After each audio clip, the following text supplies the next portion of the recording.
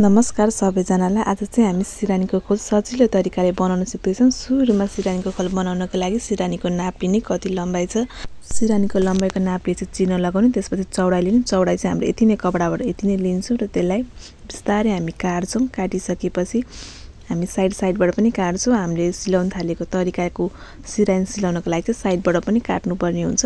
त्यसपछि हामी पछाडिपट्टिको पल्ला लिएर 6, 7, 8 तपाईलाई जति मलाई त त्यतिमा नाप लिएर चिन्ह लाएर त्यसलाई काट्ने छौँ। यो चाहिँ पछाडिको पल्ला हो। त्यसपछि हामी अघि काटेको सानो पछाडिको पल्लालाई सुरुमा सिलाउँदै छौँ।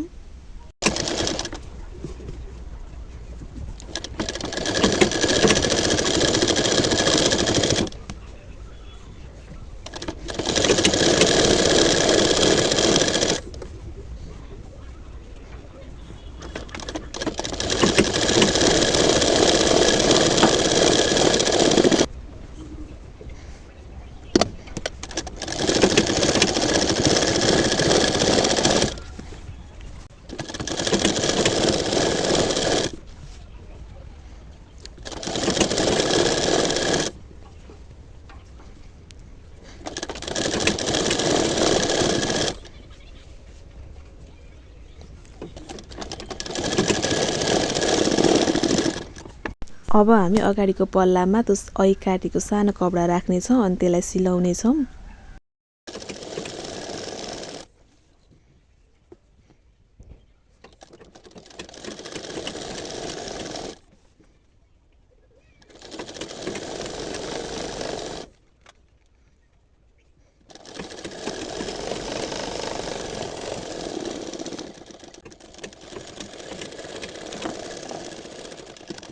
त्यो पल्ला माथितिर सिलाइसकेपछि तलतिर सिलाउँदै ल्याउनेछौँ र हामीले अघि नै सिलाएर राखेको पछाडिको पल्लालाई चाहिँ मजाले जोडेर सिलाउनेछौँ फेरि।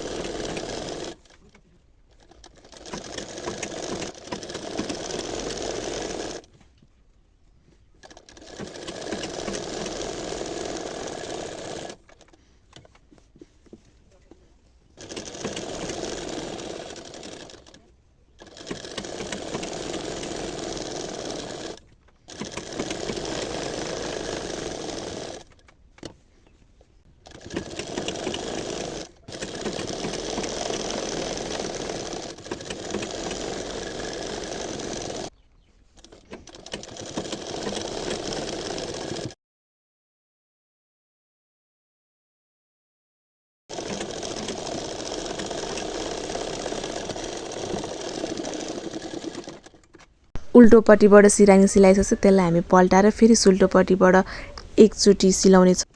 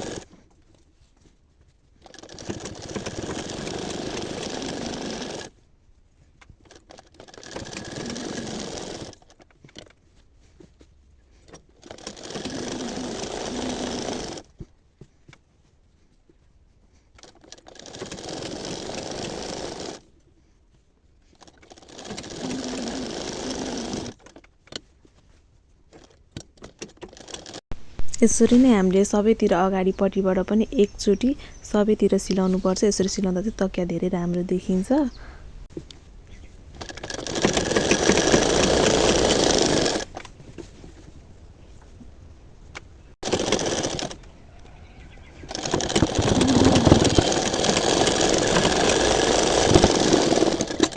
हाम्रो सिरानी चाहिँ तयार भइसक्यो। प्लिज मेरो युट्युब च्यानललाई सब्स्क्राइब गरिदिनु होला, लाइक गरिदिनु होला, सेयर गरिदिनु होला। यस्तै भिडियो लिएर आउनेछु। अहिलेलाई चाहिँ बाई।